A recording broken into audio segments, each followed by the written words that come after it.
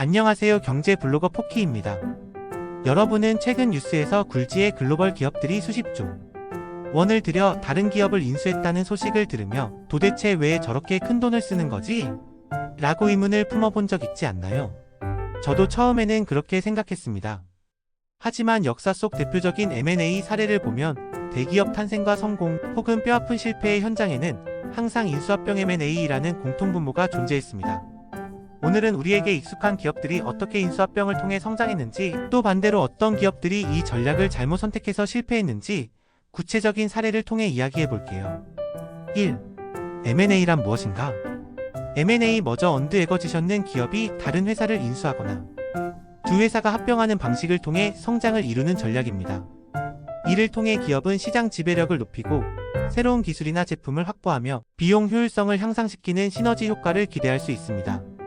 2. 역사 속 대표적인 M&A 사례 성공편. 디즈니 픽사를 통해 부활하다. 2006년 디즈니는 픽사를 74억 달러에 인수했습니다. 당시 디즈니는 애니메이션 사업 부진으로 어려움을 겪고 있었지만 픽사 인수 이후 토이 스토리, 니모를 찾아서 인크레더블 등의 흥행작을 통해 큰 성공을 거두었습니다. 이로 인해 디즈니의 애니메이션 부문 매출은 연간 약 20억 달러 이상을 기록하며 완벽히 부활했습니다. 페이스북, 인스타그램으로 SNS 왕자 구치다.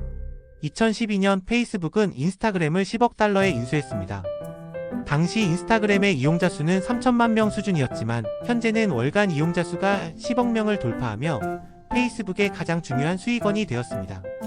인스타그램은 연간 수십억 달러의 광고 수익을 올리며 페이스북의 가치를 크게 끌어올렸습니다. 구글, 유튜브로 세계 최대 플랫폼이 되다. 구글은 2006년 당시 수익 구조가 불확실했던 유튜브를 약 16억 달러에 인수했습니다. 현재 유튜브는 전 세계 최대의 동영상 플랫폼으로 자리 잡으며 매년 150억 달러 이상의 수익을 창출하는 구글의 핵심 사업으로 성장했습니다. 3. 역사 속 대표적인 M&A 사례 실패편. AOL과 타임워너 잘못된 결혼의 결과. 2000년 AOL과 타임워너는 당시 사상 최대 규모였던 1820억 달러 규모의 합병을 단행했습니다. 그러나 인터넷 버블 붕괴와 두 기업의 문화 충돌, 전략적 목표의 불일치 등으로 인해 2009년 결국 분리되며 역사의 교훈으로 남았습니다. 다임러 벤츠와 크라이슬러, 문화 충돌을 극복하지 못하다. 1998년 360억 달러로 진행된 다임러 벤츠와 크라이슬러의 합병은 양사의 경영 문화 차이를 극복하지 못했고 결국 크라이슬러가 다시 매각되는 등 실패의 대표적 사례로 기억됩니다. 마이크로소프트와 노키아 시장 이해 부족의 대가.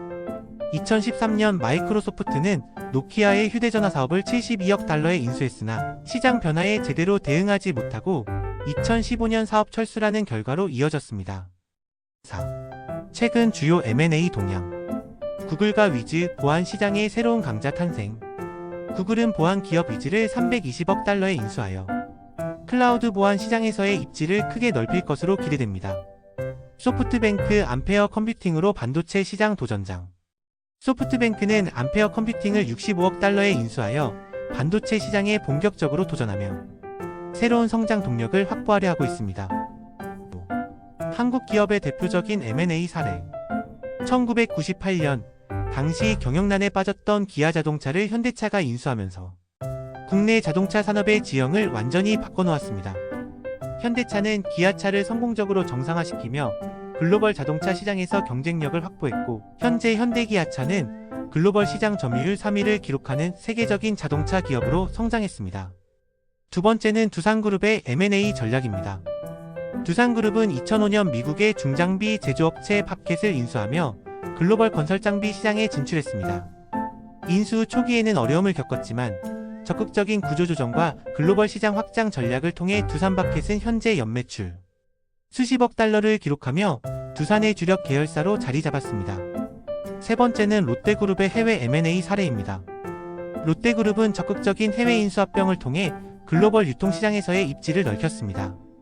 특히 2010년대 초반부터 중국과 동남아시아에서 현지 유통기업들을 인수하며 매출을 크게 끌어올렸고 이를 통해 롯데는 글로벌 유통기업으로 발돋움할 수 있었습니다.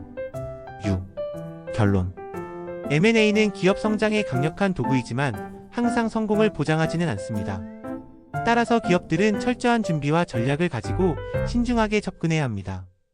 앞으로 계속될 글로벌 기업들의 M&A 소식을 주목하며 투자와 시장의 흐름을 지켜보는 건 어떨까요? 구독과 좋아요 부탁드리고 다음 영상에서 또 만나요.